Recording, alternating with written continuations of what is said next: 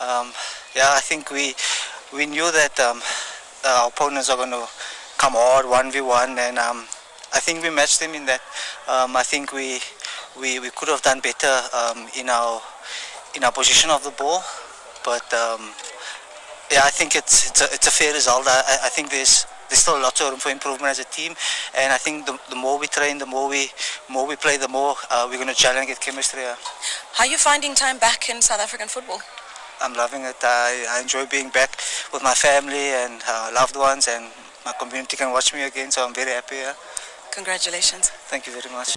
Your thoughts on how you performed? Did TS Galaxy play how you anticipated them to play? Yeah. And going into the first game, you know very little because you've got very little to go on. They've got new players, and you don't know if the coach is going to change. But in principle, they played the way they thought we'd play.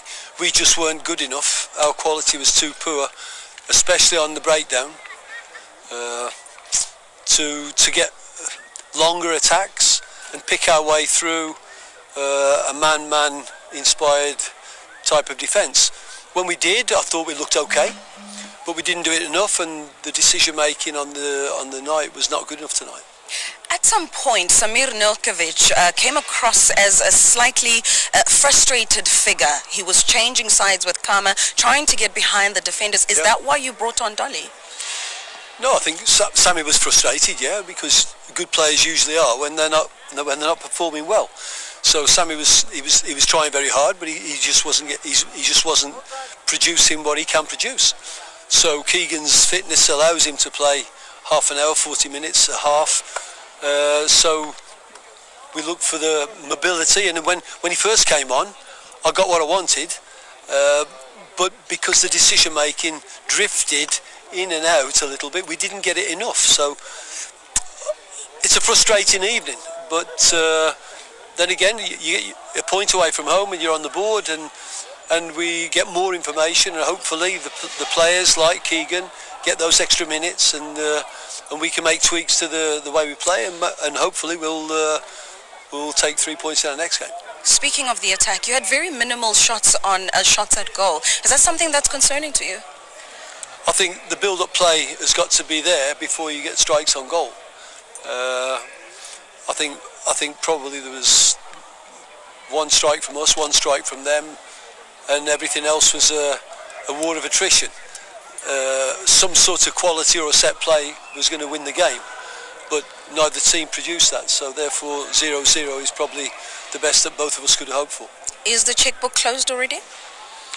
Checkbooks don't usually solve anything, you know. I think if you draw a game 0-0 away from home, and then your only solution is the checkbook, then I think that's a big question mark against the coach. I think we'll get out on the training ground, we'll do some good work with the players, we'll try and inspire them, we'll try and remotivate them, we'll try and maybe tweak the system a little bit, and then maybe 10 games down the line, if we're still firing duds, then maybe that will come to us. But our first line of attack will be to do the work on the training field. Thank you very much, Coach. Thank you.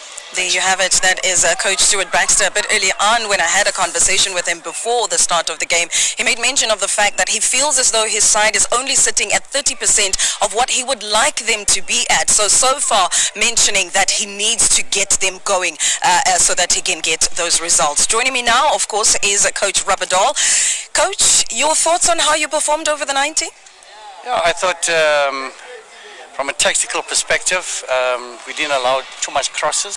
I thought Igor, you know, once we could match them aerially, it became very difficult for them.